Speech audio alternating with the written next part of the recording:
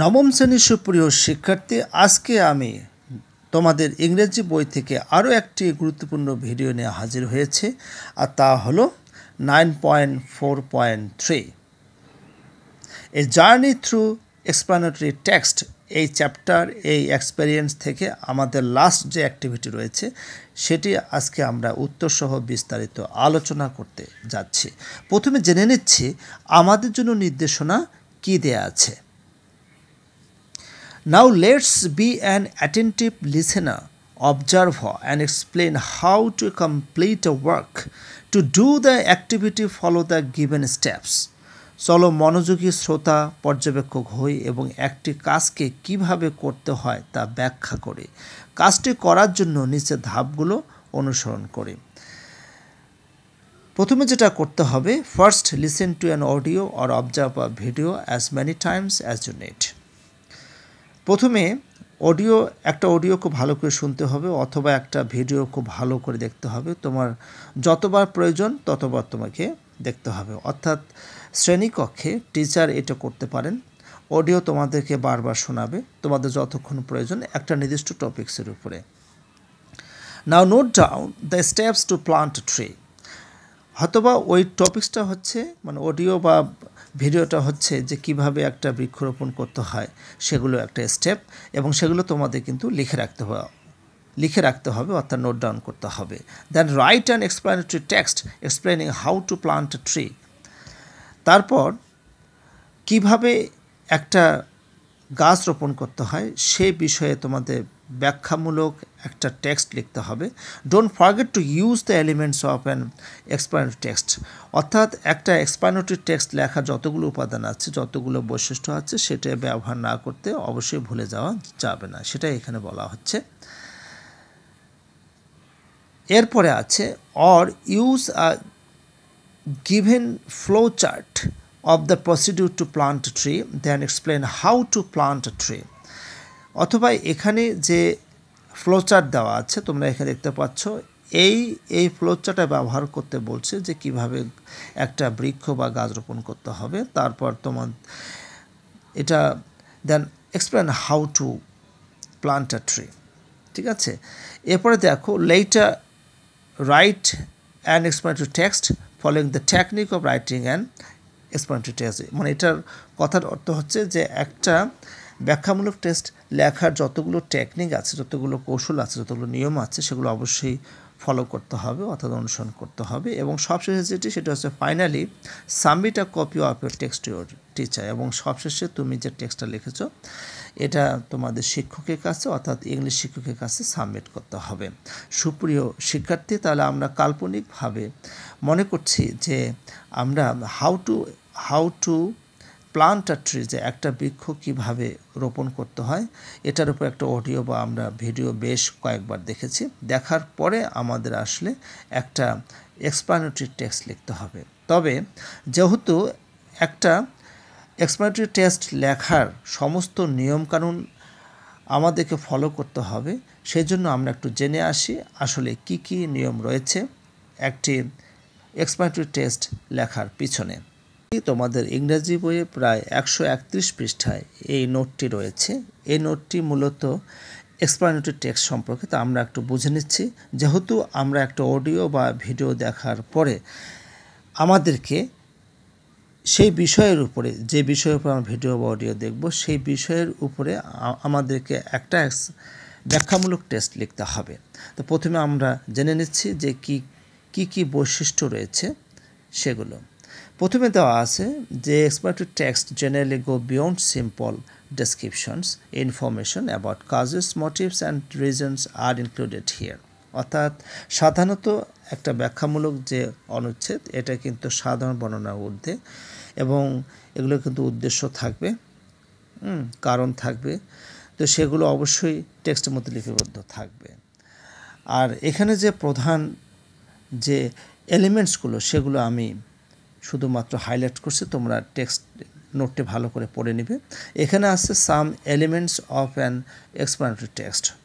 এখানে অবশ্যই একটা টাইটেল থাকতে হবে, অর্থাৎ তুমি কি বিষয়ে টেক্সটটা লিখছো, একটা নাম, সেই টেক্সটের নাম টাইটেল থাকতে হবে।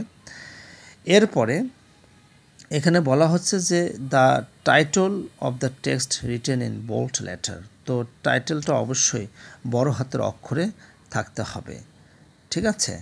তারপরে এখানে বলা হচ্ছে যে সম্পূর্ণ টেক্সটটা সাধারণত সিম্পল প্রেজেন্ট টেন্সে লিখতে হবে। অর্থাৎ সিম্পল প্রেজেন্ট টেন্স বা সিম্পল প্রেজেন্ট ইনডিফিনিট টেন্সে লিখতে হবে। প্রয়োজনে আমাদেরকে কিছু টেম্পোরাল কানেকটিভস ব্যবহার করতে হবে, যেমন first, then, after that, finally, আরও যত প্রকার কানেকটিভস আছে অর্থাৎ কানেক্টরস আছে, প্রয়োজনে আমরা সেগুলো ব্যবহার করতে পারবো।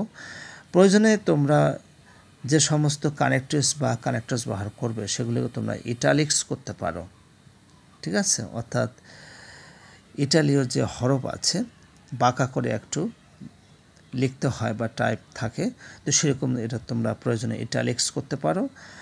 আর প্রয়োজনে এটাকে ব্যাখ্যা দিতে পারো যে এই যে টেক্সটটা তোমরা লিখেছো সেই টেক্সটের উপরে। তাহলে আমরা আসলে মনে করছি যে how to plant a tree, অর্থাৎ একটা বৃক্ষ বা একটা গাছ কীভাবে রোপণ করতে হয়, আমরা সেই বিষয়ের উপর অডিও বা ভিডিও দেখেছি বেশ কয়েকবার। এখন আমরা এক্সপ্লানেটরি টেক্সট লিখতে যাচ্ছি। আমরা একটা টেক্সট লিখেছি, সেই টেক্সটের নাম হচ্ছে এক্সপ্লানেটরি টেক্সট, এবং এটার টাইটেল অর্থাৎ শিরোনামটা তোমরা দেখতে পাচ্ছ, how to plant a tree. অবশ্যই সেটা বোল্ড অর্থাৎ বড় হাতের অক্ষরে আছে, বোল্ড করে দেওয়া হয়েছে শর্ত অনুযায়ী, অর্থাৎ আমাদের টেক্সট লেখার যে নিয়ম সেই নিয়ম অনুযায়ী। আমি এখন পড়ছি। এখানে there is nothing more satisfying than planting a tree and watching it grow over the years. বলা হচ্ছে যে বছরের পর বছর ধরে একটা বৃক্ষরোপণ করার মতো, নিজেকে সন্তুষ্ট করার মতো আর কিছুই হতে পারে না। We can follow some steps to plant tree. তবে একটা বৃক্ষরোপণ করার ক্ষেত্রে কিছু স্টেপ, কিছু ধাপ আমরা অনুসরণ করতে পারি। According to the instructions given in the flowchart, we can plant trees as per the following ways. তোমরা জানো যে আমাদের ওই অ্যাক্টিভিটিতে একটা ফ্লোচার্ট দেওয়া ছিল, সেটা অনুযায়ী কিন্তু আমরা টেক্সটটা লিখেছি যে ফ্লোচার্টে দেওয়া নির্দেশনা অনুযায়ী আমরা নিম্নলিখিত উপায়ে বৃক্ষরোপণ করতে পারি। প্রথম যে কাজটা করতে হবে তা হলো চুজিং আ প্লেস। এখানে যেটা দেয়া আছে যে firstly we have to select a suitable place where there are sufficient sunlight. সুপ্রিয় শিক্ষার্থী, তোমরা এখানে দেখতে পাচ্ছ আমরা কিন্তু কানেকটিভস ব্যবহার করেছি, এবং এই কানেকটিভসে কিন্তু ইটালিক্সে দেওয়া আছে, অর্থাৎ একটু বাঁকা করে দেওয়া আছে। তো এটা অর্থ হলো যে প্রথমত আমাদেরকে একটা সুইটেবল জায়গা নির্ধারণ করতে হবে যেখানে পর্যাপ্ত আলো পড়ে এবং কোনো প্রকার গৃহপালিত প্রাণী সেখানে থাকবে না বা সেখানে কিন্তু অ্যাভেলেবল থাকবে না। আর তোমরা এখানে দেখতে পাচ্ছ ব্যাখ্যামূলক টেক্সট লেখা আর একটা শর্ত ছিল যে প্রেজেন্ট ইনডিফিনিট টেন্সে অর্থাৎ প্রেজেন্ট টেন্সে লেখা হবে, এবং পুরো টেক্সটটাই আসলে প্রেজেন্ট ইনডিফিনিট টেন্সে লেখা হয়েছে, ঠিক আছে। এরপর দেখো ডিগিং আ হোল, দ্বিতীয় যে ধাপটি, সেকেন্ডলি এটা ইটালিক্সে দেওয়া আছে। Secondly we have to dig a hole in such a way that the root of the tree can enter the mud very easily. অর্থাৎ দ্বিতীয়ত হচ্ছে যে আমাদেরকে একটা গর্ত এমনভাবে খনন করতে হবে যে গাছের মূল খুব সহজে যাতে মাটির গভীরে পৌঁছে যেতে পারে। This is because we need to prepare the soil very well. আর সেজন্য কিন্তু খুব ভালোভাবে আমাদের মাটিটি প্রস্তুত করা প্রয়োজন। এরপরে আছে placing the plant in the hole. তারপরে ওই গর্তের মধ্যে প্লান্টটাকে অর্থাৎ যে বৃক্ষটা আমরা রোপণ করবো, যে চারা গাছ রোপণ করবো সেটাকে আমরা প্লেস করতে হবে অর্থাৎ স্থাপন করতে হবে। থার্ডলি তোমরা আবার এখানে দেখতে পাচ্ছ যে থার্ডলি যে কানেকটিভস সেটা কিন্তু ইটালিক্সে দেওয়া আছে। Thirdly very carefully we have to place the plant in the hole so that the root of the tree is not broken. If the root is broken, the plant will not be grown in future. এখানে বলা হচ্ছে যে তৃতীয়ত খুব সতর্কতার সাথে গর্তের মধ্যে আমাদের উদ্ভিদটিকে অর্থাৎ চারা গাছটিকে প্লেস করতে হবে, স্থাপন করতে হবে, যাতে করে গাছের মূল ভেঙে না যায়। যদি গাছের মূল ভেঙে যায় তাহলে ভবিষ্যতে গাছটি আর বেড়ে উঠবে না, সেটা এখানে বলা হচ্ছে। এরপরে নাম্বার 3 যেটি এখানে বলা হচ্ছে যে backfilling the hole অর্থাৎ fourthly after the plant has been placed in the hole we have to fill the hole with mud very carefully অর্থাৎ চতুর্থত চারা গাছটি আসলে গর্তের মধ্যে প্লেস করার পরে অর্থাৎ স্থানান্তর করার পরে আমাদেরকে খুব সতর্কতার সাথে মাটি দিয়ে পূর্ণ করতে হবে অর্থাৎ ভরাট করে দিতে হবে। এরপরে হচ্ছে ওয়াটারিং দ্য প্লান্ট, তোমরা এখানে দেখতে পাচ্ছ যে ফোর্থলিটা এটাও কিন্তু ইটালিক্সে করতে হবে, ভুলবশত এটা করা হয়নি। তো এখানে যেটা বলা হচ্ছে যে এরপরে কিন্তু চারা গাছে পানি দিতে হবে। Of course we have to water the plant everyday, অবশ্যই প্রতিদিন আমাদের চারা গাছে পানি দিতে হবে। If water the plant everyday the plants have to be grown very quickly, যদি আমরা প্রতিদিন পানি দিই চারা গাছে তাহলে চারা গাছটি খুব দ্রুত বেড়ে উঠতে পারবে। সুপ্রিয় শিক্ষার্থী, তোমরা কিন্তু দেখতে পাচ্ছ পুরো টেক্সটাই প্রেজেন্ট টেন্সে বা প্রেজেন্ট টেন্সে লেখা হয়েছে।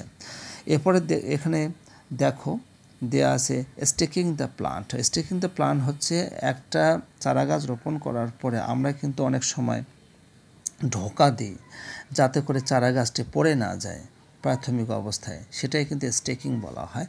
তো এখন এখানে দেওয়া আছে যে finally if necessary the plant has to be staked so that the plant may grow without any interruption. তো ফাইনালি এখানে তোমরা দেখতে পাচ্ছ যে সর্বশেষ যেটি কানেক্টর, যেটা কিন্তু ইটালিক্সে লেখা হয়েছে, যে প্রয়োজন অনুযায়ী আসলে বৃক্ষকে অর্থাৎ চারা গাছটিকে ঢোকা দিতে হবে কোনো কিছু দিয়ে, যাতে করে চারা গাছটি কোনো প্রকার সমস্যা ছাড়া বেড়ে উঠতে পারে।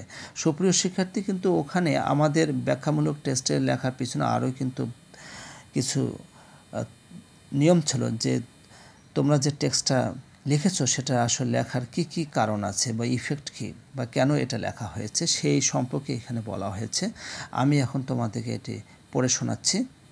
যে trees help to combat global warming by absorbing carbon dioxide, removing and storing carbon while releasing oxygen back into the air. বলা হচ্ছে যে গাছ আসলে আমাদেরকে বৈশ্বিক উষ্ণতার সাথে লড়াই করতে সাহায্য করে, কারণ এটি কিন্তু কার্বন ডাইঅক্সাইড কী করে শোষণ করে এবং আর অক্সিজেন কিন্তু বাতাসে ত্যাগ করে। They also reduce wind speeds and cool the air as the lose moisture and reflect heat upwards from the leaves.